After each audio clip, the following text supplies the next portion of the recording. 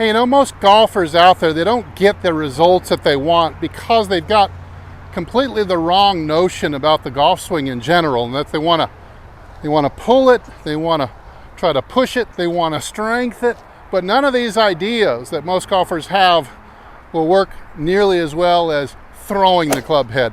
And that's what my mentor Mike Austin would always say, is that a golf swing, you're simply throwing the club head first correctly, then you start to throw it more quickly to get the club head speed, and then that'll help you become a pretty good golfer when you can freely throw the club head for high speed. Then the closer and closer you can put it to the right circle. So every golfer is swinging on some kind of circle, but we want to get that thing on the correct circle like this. And once you can learn how to throw the club quickly, freely, at high speed, and throw it around the correct circle with your hands, well then, he said, then you're playing golf. That point where you can do all those things, where you start to become an elite golfer, low handicap, scratch, even better than scratch, when you can do all three of those things. So if I might demonstrate with this swoosh stick, let's talk about how we're going to get this thing first throwing correctly. So a lot of you out there, you're not getting the results that you want in accuracy or distance because you're not throwing this club. And so we got to understand, we're going to try to throw this thing around the wrist through their full range of motion while trying to not move the handle very much. Yes, we have to make the handle move from the top of the swing, and we've got to make sure that it gets decked down to this level here. But most golfers are applying extra, and often they either make the handle win the race, in that case they're going to slice it and hit it for short distance, or not advancing it far enough because they're hanging back, not turning, and they're casting. So we are looking for a good strong wrist cock at the top of the swing. Notice that I can pull on this and even touch my shoulder with it to simulate a very massive wrist cock here, and then I can put my right hand on there and copy that feeling. So I'm looking for this big wrist cock. Notice how the right elbow, this has to go together. This is part of the throw. Part of the throw is to not only pin this right wrist back as if you're throwing a baseball, but also let the elbow fold to 90 degrees. But of course it won't be packed in down here. You never see anybody trying to throw it like this for any skill level, right? This is when they would say, hey, you throw like a girl. So we do want to get the elbow away from the side, up and free, so the right hand can achieve a throwing position.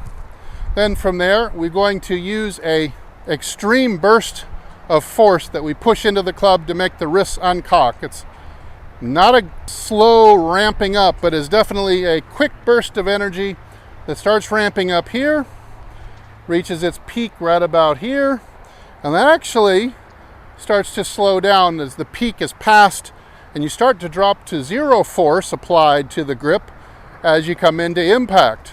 That some people describe as a freewheeling, or possibly you've already thrown the club faster than the hand's ability to keep up, just like you would be pedaling a bicycle downhill, and you can't pedal fast enough to keep up with the wheels. So a good throw of the club will end up looking quite symmetrical on both sides of the body. If you can get this down, it's almost like you could play well left-handed too. So we have this 90-degree wrist cock, and this folding elbow, and this bent back wrist. And at the other side of the body, after we shift and turn through, we're going to get an opposite. We're going to get this elbow, again, not packed in close to the side, especially not over here. That would be really bad. But out here, in space, elbow is folding, wrist again is pinned back, almost like I'm going to pour a mug of beer behind my ear. And we're throwing it through this position here. Here's a word to the wise. So many people out there are studying photographs and positions, P4, P5, P6, especially what I'm going to cover next. You're trying to take the swing and turn it into a series of photographs. Remember, this is not a photograph. A golf swing is a moving picture. It's a video.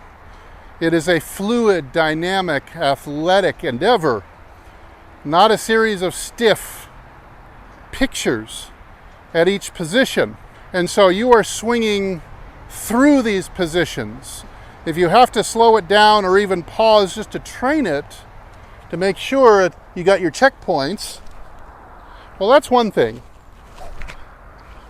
But don't obsess over making your swing look perfectly through the impact zone at high speed by turning it into photograph. So let me show you this example.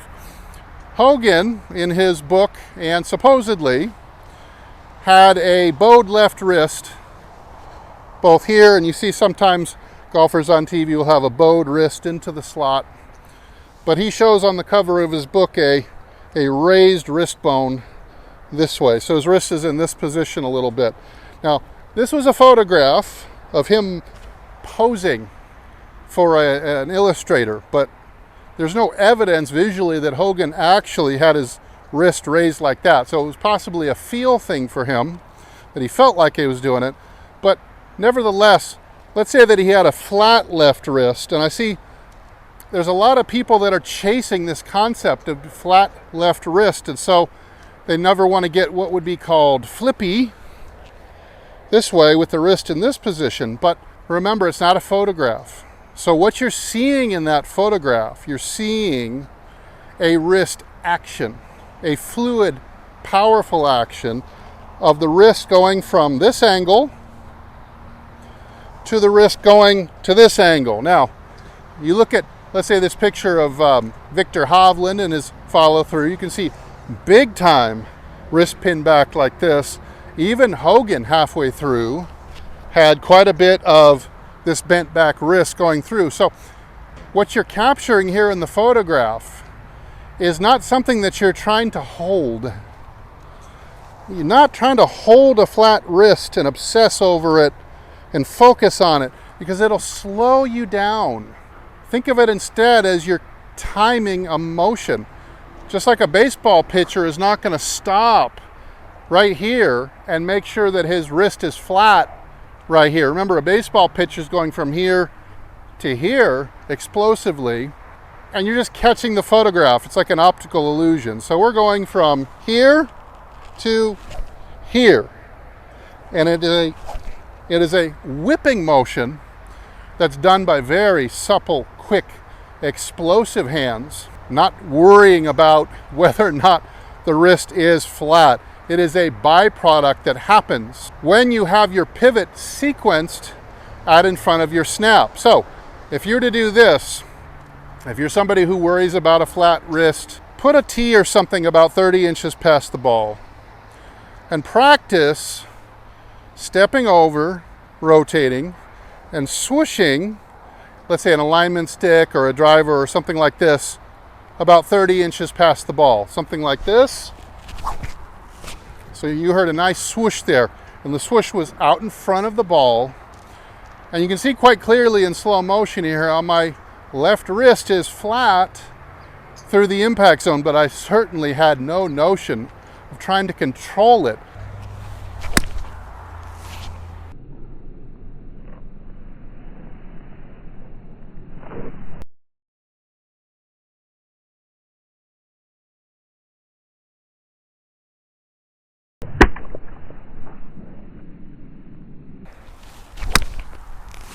Now looking at that swing from the up the line angle, looking back, you can see my wrist is coming in this way, in this position. And sure, my left wrist is flat at impact. And then moving into this position, this throw position, or what some people would call, Steve, oh my God, you're flippy. You can't do that. So why is it that everyone on TV is moving their wrist this way? And yet all these single-digit golfers have this inclination to say, doing this is flippy. Oh, you're flipping it. You'll never hit it straight like that. But coming up, I'm going to show you exactly why I can throw the club this way and hit the ball straight too. Now remember, if you can throw the club head correctly, you're going to be a pretty good golfer. If you can throw it at higher and higher speeds, your handicap's going to go even lower yet. And for you to get really good at golf, still a throw, but you're going to start finding a better and better circle to throw the club on. So now imagine a line that goes from the ground at, let's say, about a 60-degree angle for I got a 9-iron here. And imagine this line goes out into space forever like this. So you're looking at a circle here. You're starting to picture a wheel. Now, what this looks like when you're looking at it in third person and then what you're looking at it in first person could be very different, of course, because perception can make lots of errors. But we're trying to imagine a circle here to throw the club around that is roughly equal to this. And then if I was to move this stick at the same angle, but put it ahead of the ball a little bit, you can see the same angle I've got going for me. And again, you see, you start to trace a swing plane would be okay, but you could also call it the correct circle that you're going to swing the club head around.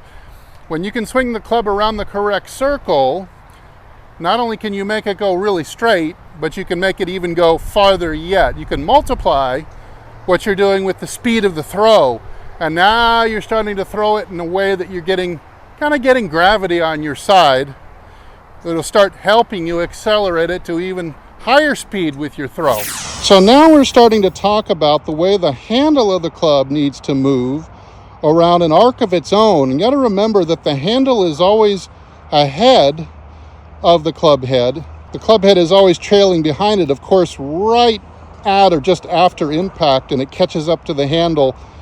Finally, they're on the same circle for about the only time, but the handle should look like this. It's moving around a pretty well curved arc that peaks. See, notice it doesn't peak here in the center of my feet, but it peaks over here by my right thigh or maybe even my right hip, and then it starts to move back to the left. So you see where I'm pointing here, my handle could be moving leftwards when it gets to about right here, but the club head is still back here, and you see the club head is still moving inside out at this point, while the handle is actually turning and moving to the left. And this is what causes the kick of the club head to really, get a turbo boost. This is what I'm talking about when we can throw the club freely and for speed around the proper curve. You can really get kind of a gravity-assisted kick, kind of an extra mechanical acceleration of the club head when you can get the handle working like this. The problem is so many golfers out there, they get the handle is too straight because they're on a vertical wheel, or maybe they're on a wheel from inside to out, but the hand path just never curves.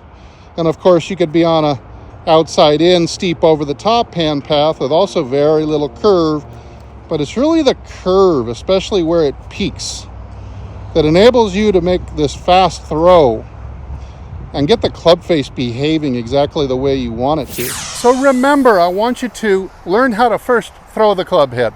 Don't try to pull it or muscle it through, but you're looking to throw it around this free semicircle without trying to move the handle of the club in space, but keep it in front of you as you swoosh the hands around that semicircle. Then I want you to learn how to do that faster and faster. I want you to throw the club more powerfully, quickly, with supple hands to pick up the speed. That gives you lots of distance. Of course, at that point, you'll be on some kind of circle. It may not be the right one, but when you really want to get good, you start to take that really fast throw that you've developed, and you're going to try to put it on a better and better circle. So throw the club around a circle. That's what playing golf is.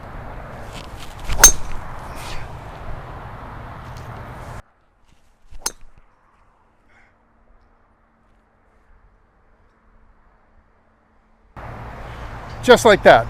So hey, if you have any questions about throwing the club head or making it throw faster, or how to throw it around the correct circle for the most results possible, leave it down in the comments below. Thanks so much for watching all the way to the end of the video. It really helps. Hit the like button to help push it out there to more golfers who need this.